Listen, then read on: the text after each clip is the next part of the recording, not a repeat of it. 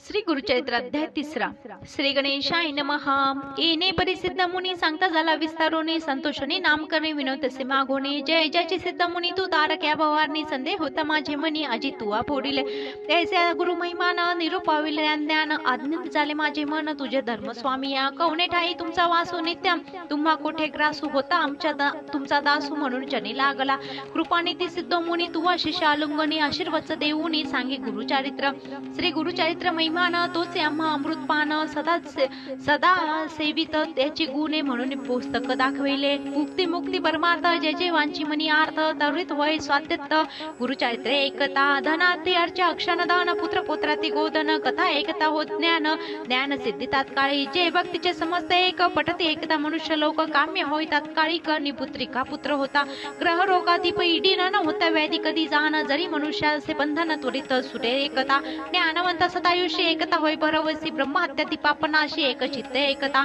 इतुके होते एकती अवसारी नामधारक नामस्करी मात स्वामी माते तारे तारे कृपानिधी सिद्ध मुनी। साक्षात्कार गुरु मूर्ती भेटली मज जगत ज्योती होती वासला मज चित्ती गुरुचरित्र ऐकावे। गुरूंची महिमान ऐकू कानी स्वामींचे सांगे जे स्वामी विस्तारोनी अंधकार असतार जनी सूर्य दया परी करी। इतुके अवसारी सिद्ध योग्य भय करी धरून या सव्य करी घेऊन गेला स्वस्तानास।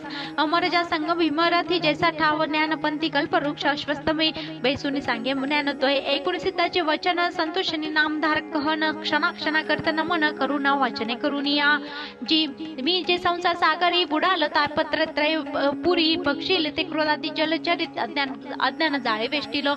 ऐसी कृपा उपज विनोद तसे नाम करणी मस्तक सिद्धांच्या चरणी न्यासित झाला। तय काळी तव बोलिया सिद्ध मुनी उठव तसे अश्वस्वनी न धरी चिंता न मनी साकडे फेडी तू आता ज्यासी नाही दृढ भक्ती सदा दैन्य कष्ट ती श्री गुरु हरी बोलती ठेवी ती अविद्या माया वेष्टुनी।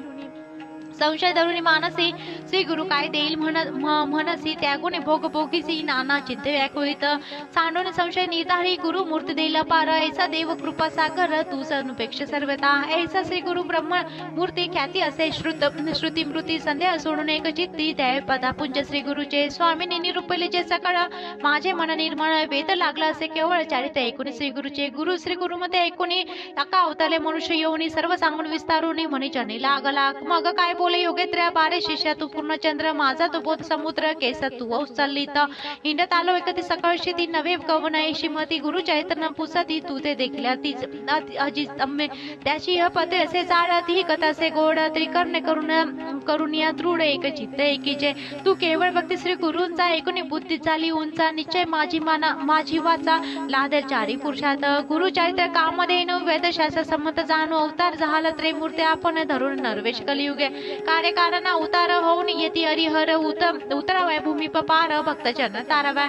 एक वेगळं होती कार्यकारण अवतार होती भूमीचा भार पेढी ती प्रख्यात असे पुराण सांगे श्याम आता तू जर का अंबरीश म्हणे द्विज एकादशी व्रताची काज विष्णूने अवतार करविले। द्विज कर एकादशी व्रत पूजा करे अभ्यास करत निश्चय करून दृढवत हरिचिंतन सर्व काळ असो त्यांचे व्रतासी भंग करावे आला ऋषी अति तेवणी द्वादिशी आपातला पुणी दुर्वास। ते दिवशी साधन द्वादशी घडी एक आला ती कारणे अंबरीश पडला दाक केवी कडे म्हणून या।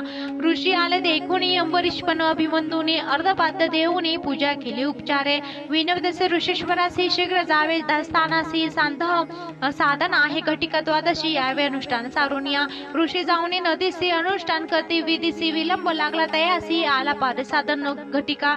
व्रतभंग होईल म्हणून पाराने केले तीर्थ घेऊन नाना प्रकार पक्वाने पाकम केले ऋषीशी।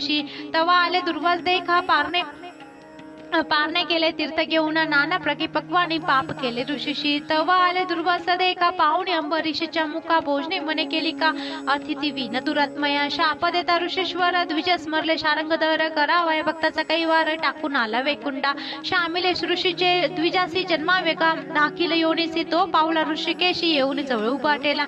मिथ्या नवे ऋषीचे वचन द्विध धरले विष्णूंचे चरण भक्त वत्सल प्रीत जाण तया विष्णू महाविष्णूंचे। विष्णू आणि दुर्वासासी तुवा शापल्या गंभीर शाशी साखेर आपल्या दारासी शाप आम्हाचे तुम्हा द्यावा दुर्वासनाने ऋषेश्वर केवळ ईश्वर अवतारा फेडावा भूमी पार कारण असे पुढे म्हणतसे परोपकार संबंधेसी शाप द्यावा विष्णूसी भूमी पार फेडावासी कारण असे म्हणून या ऐसे विचारून या मानसी दुर्वास म्हणे विष्णूशी अवतारुणी भूमीसी नाना स्थानी जन्मावे ऐसे 10 अवतार झाले करणी असेल तू ऐकिले महाभागवत विस्तारले अनंत रूपे नारायण कार्यकारण अवतार होती क्वचित प्रकट क्वचित गुप्ती ते ब्रह्मज्ञानी जाणती मूळ मती जाय जाण काय जाण आणि एक सांगेन तुझं विनोद झाले सहज अनुसयात्रीची बाप प्रतिव्रता शिरोमणी तिच्या घरी जन्म झाले त्रैमूर्तीचे अवतरले कपट वेश धरुणी झाले पुत्र झाले तिची नामधारक पुसे सिद्धासी विनोद कथा निरूप विलिसी देव येती कपटवेशी पुत्र झाले कवने परी अत्रि ऋषी पूर्व कवन कवनापासून उत्पत्ती मूळ पुरुष ते कवन विस्तारून सांग मज